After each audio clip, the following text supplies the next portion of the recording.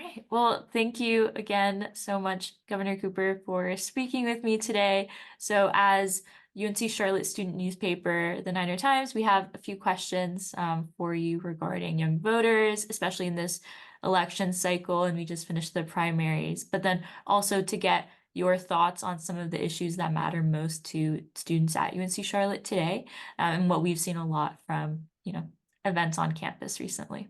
Sure. So, firstly, I would say that many young voters are feeling lost in this election cycle. So, what would you say to young voters as we head further into the elections? And how do you think that college students specifically can and should be involved with our state's government?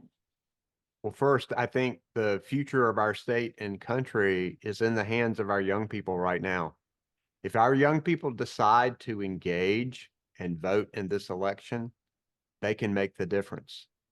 And I can understand how many young people would say, we're going to have two old guys running for president, and this just really isn't going to make a lot of difference in my life. And I just have to say, you can't be more wrong, because the difference between these two candidates are stark. The difference between the two candidates for governor in North Carolina is stark. I'm term limited and cannot run again. And so November will elect a new governor. And when I talk to young people, many of them are so passionate about a lot of things. Gun violence, we saw that a few years ago on the 49er campus. I was there for that tragedy, and we know the dangers that it can cause people. Healthcare for people, fighting discrimination, making sure women have reproductive freedom, making sure that we support public education, fighting climate change. Those are the issues that often inspire young people, but many times it doesn't translate into putting a vote in the ballot box. And there are a lot of reasons for that. Sometimes it could be that they think they can't make a difference, or that it doesn't matter, or just the mechanics of being a student. And hey, should I register at home? Should I register, at where I'm at my university? Those kinds of things sometimes people just don't pay attention to. I would urge young people to look at the stark differences here. Our democracy is on the ballot. Women's reproductive freedom is on the ballot here. And there is such a big difference between Joe Biden and Donald Trump. People are having a hard time getting their minds wrapped around the fact that this is actually going to be the rematch, but it is. And I'd rather have a Joe Biden who wakes up every morning thinking about the American people, rather than a Donald Trump who wakes up every morning thinking about himself. And, even if you don't like some of the positions of Joe Biden, I think it's critical to know that he's made generational investments. He helped us get Medicaid expanded in North Carolina because of the signing bonus. He's helping us connect poor communities to water systems and get clean water that they didn't have before. He's helping us connect people to high-speed internet that they didn't have before. And as he's so often said in this, don't compare me to the Almighty, compare me to the alternative.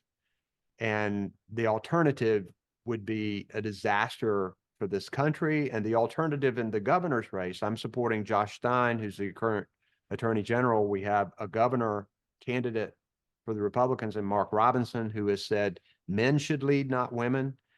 There should be a ban on all abortions, no exceptions. He's called LGBTQ plus people filth.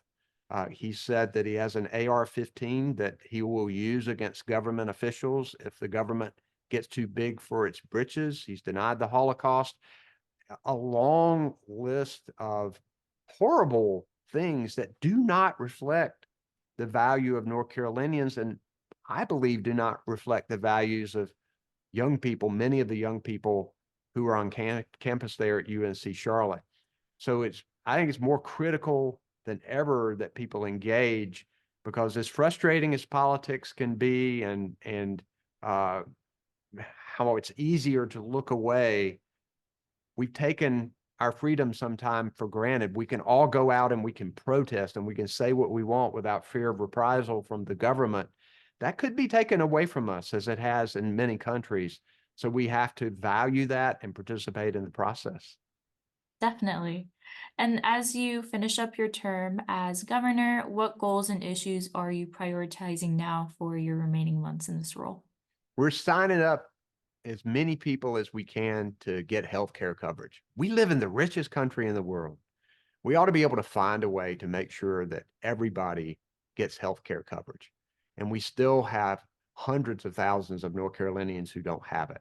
But now we put together a bipartisan agreement. We've expanded Medicaid in North Carolina. That means working people who fell in the gap before, who made too much to get Medicaid and not enough to get supplements on the Affordable Care Act will be able to get health insurance. People who work maybe 2 jobs, sometimes 3 jobs, and don't have health insurance through their company will be able to get health insurance. I was there in Charlotte on December the first day that people could get Medicaid expansion, was able to present a health care card to Penny. Penny had had the courage over the last couple of years of going out and telling her story of how she was working and didn't qualify for health insurance and got cancer and had crushing medical bills. And she laid it all on the line, just as many others did, to tell the stories of what was happening to a working North Carolinian, a working American, when we had this opportunity for no additional state tax dollars to draw down this money to provide her insurance. And now we've got that. So I'm going to be working to make sure that every person that we can signs up for Medicaid and gets health care. I'm going to be working to invest this generational investment that we have from the federal government on water systems, on high-speed internet, on repairing roads and bridges, on public transportation, the things that make our state and our country go, that people depend on to make a living, working to lower costs for North Carolina families. I've declared this the year of public schools in North Carolina. We need to do better there. This legislature has let us fall to 46 in the country in beginning teacher pay. That's not who we are in North Carolina. So we need to do better with our public schools, and we need to keep our universities strong. One of the great things that I get to do as governor is recruit companies to North Carolina, have conversations with CEOs, and I tell them often, and I think they already know, that North Carolina has the greatest array of public and private universities in the country. It is amazing. And UNC Charlotte is a star in that crown. The thing they care about the most is a well-trained, diverse, dedicated workforce. And North Carolina can provide that to them because of our great universities and because we got the best community college system in the country. So I'm going to keep working on that every day. I've got a little less than 10 months to go, but I'm going to value each and every day that I serve as governor and leading the state that I love so much. Of course. And then moving on to some of the topics that are really important for UNC Charlotte students. As you mentioned, there was the shooting on our campus just about 5 years ago now. But UNC Charlotte has also had some more recent concerns among the student body about false active shooter threats or just guns being on campus. And so what do you think the UNC system or other North Carolina universities and schools can do to increase and maintain gun control and safety on college campuses? Well, the first thing that students can do is vote. This is where one of those big differences are occurring right now. For example, I believe that we need to ban assault weapons. I believe that we need red flag laws to try to keep guns out of the hands of people who are violent, people who are a danger to themselves or others. I believe that we need stronger background checks. But you've got the Republican legislature that not only doesn't want to do those things, they've sent us backward. We had a good gun permit law in place in North Carolina where sheriffs could make decisions on whether people could buy guns. And oftentimes a sheriff knows about someone's propensity to be violent or severely mentally ill. Over my veto, they eliminated that law. So going to the polls and voting for people who understand that we have to take positive steps to reduce gun violence is important. That being said, what I've done is worked on active shooter training. UNC Charlotte, I think that was a pretty good example of the training that we had worked to help campuses to put in place to respond to these events as they occur. It's too bad that we have to be ready to do that, but we do in order to be able to save lives. I've instituted stronger background checks. I've used all the executive authority that I have to provide for stronger background checks in North Carolina. And right now, we've seen a proliferation of guns being bought by people. During the pandemic, a lot of people, even people who didn't have guns before, have gone out and bought guns. And consequently, a lot of people don't really know how to use them and don't know how to care for them. And we've had an increasing number of instances where kids are getting a hold of these guns, uh, hurting themselves or others. We're seeing people be careless with the storage of their guns. So many more of them are being stolen. Oftentimes people are leaving guns on their seats in their cars, and these guns are being stolen and used to commit crimes in our community. So we have a campaign going on about responsible gun ownership. When you purchase that gun or you get a gun in some way, you have a real responsibility to make sure that you protect the children in your family, the children who may come over to your house, to make sure you keep it from being stolen and used for criminal purposes. And we're reminding people that there are ways that they can do that. And we're going to continue to work to keep that training alive and making sure that people understand this is important for them to do if they have a gun. Definitely. And our campus community and other North Carolina colleges have seen an increase in mental health concerns and suicide attempts, especially like in the last year. What are you doing with your office to address mental health concerns amongst younger citizens and especially those on college campuses? Yeah, I met with the chancellors of all of the universities, including UNC Charlotte, to talk about ways that we could help. Uh, I've used discretionary money that the federal government gave governors to help with education.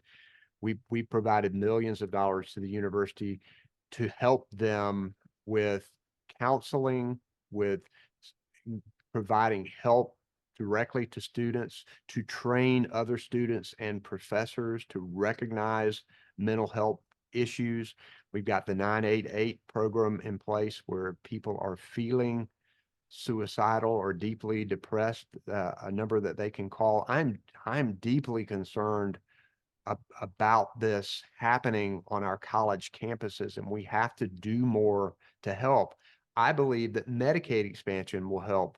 That's going to bring in about $521 million a month to the state of North Carolina to provide more insurance for people. More insurance means more providers will be able to get reimbursed. That means we're going to have more mental health professionals and counselors available to people, and more people having the opportunity to get treated by them, because there's an appalling scarcity of mental health services. You know, mental health is just as important as our physical health. And so we're going to continue to work with college campuses, and our Department of Health and Human Services is going to ramp up using this signing bonus money that the Biden administration helped us to get, 1.6 billion. A lot of that is going to go into mental health and behavioral health to try and alleviate this very real problem that people are facing. And I just encourage anybody who might be listening to this to get help. Your life is valuable. We need you. And it is your family needs you, your friends need you. Of course. So, with the various rulings and restrictions on reproductive rights going into place nationally and across other southern states, I know that you are term limited, but what are you doing still to protect reproductive rights in North Carolina? Reproductive freedom is on the ballot in November. And we know that Republicans in the North Carolina legislature passed a 12-week abortion ban in North Carolina. I vetoed it. We had one turncoat Democrat who switched from Democrat to Republican, giving Republicans a one-vote supermajority. A person who had in the past advocated for women's reproductive freedom and told voters that she was for women's reproductive freedom, yet she and every single Republican voted to override my veto. Every single Democrat voted to sustain my veto. It was overridden by one vote. The scary thing is that Republican leadership has said they've come back for more. They're coming back for more. That's not enough. That's why it's so important in these elections that we elect Josh Stein as governor and that we break this supermajority in the state legislature. And there are going to be some important races right down in the Charlotte area that's going to make a difference there. That being said, our administration is doing everything it can under the law to try to help women get the health care services that they need as quickly as possible. I've joined the Reproductive Freedom Alliance across the country. We're now fighting cases that are trying to do away with medication abortion, these safe and effective medication that have been used for years. We're talking about women's lives on the line, and we're talking about politicians getting into the exam room with women and their doctors and dictating the decisions that they make. And often these decisions are very painful ones. And we shouldn't have, a woman shouldn't have to wait to almost die to be able to get the treatment and the health care that they need. I'm going to continue to fight for women's reproductive freedom every day as governor, but also in these coming elections. Donald Trump appointed 3 new members of the Supreme Court. He's bragging about having overturned Roe v. Wade, and this is one of the few times he's telling the truth. This is what he's actually done. I know that President Biden and Vice President Harris support federal protections for women's reproductive freedom. And so this issue is on the ballot, and I encourage all young people who believe in women's reproductive freedom to register to vote and to make sure you vote and get your friends to vote. Yes, of course. And many students at UNC Charlotte, and then also many individuals across North Carolina, are calling for a permanent ceasefire in regards to the genocide in Palestine. What is being done on behalf of your office and the state of North Carolina in response to the protests and the demands of North Carolinians? This has been a devastating occurrence in the Middle East. The Hamas-led attack on innocent Israelis, the hostages that are still being held today, the innocent lives that are being lost in the current war, and the children and women who are suffering. I've personally met with families who still have family members who are hostages. I have met with Muslim leaders in North Carolina who are telling me personal stories about their families who are under siege, about relatives they have lost in all of the fighting. I'm encouraging the Biden administration, and I believe they are working very hard toward a ceasefire, toward release of the hostages, toward an eventual 2-state solution here. And it's really important to bring in the Arab countries that are surrounding here who have leverage in this situation. I'm hoping and praying every day that peace can come here, because people are losing their lives every day. And I know the administration is working hard toward that. And I understand the feelings that so many people have here, because this is a horrible, devastating situation. I mean, the last thing I was really just going to ask if there's anything you would like to add. I know, since your term limited, your perspectives and your endorsement of Josh Stein, I mean, those are really big Yeah, aspects. oh, for sure. Yeah, Yeah. I've known Josh personally for a couple of decades. I know that he has the integrity and the grit to do this job, to not back down on women's reproductive freedom, to continue to lead the state forward, recognizing the value of public education, of keeping communities safe. I believe that if we elect an extreme candidate like Mark Robinson, not only will that affect people's lives that he has expressed hatred toward, it's going to hurt us economically. When I got elected, we were in the middle of this bathroom bill culture war, and there was rubble on that battlefield. And we worked to get that law repealed and to bring businesses back. And now we're setting records for job growth, and we're the #1 state for business 2 years in a row. I believe he can continue that progress, but we'll go backward if we elect Mark Robinson, if we elect that Dan Bishop as Attorney General. Jeff Jackson is going to be a great candidate for Attorney General. And in the superintendent of public instruction race, that's important for public schools in North Carolina. Mo Green is a fantastic candidate that we need to elect. And his opponent, if she's elected, will be a disaster for the state. So we got a lot of work to do going into November. And again, young people hold the key to this election.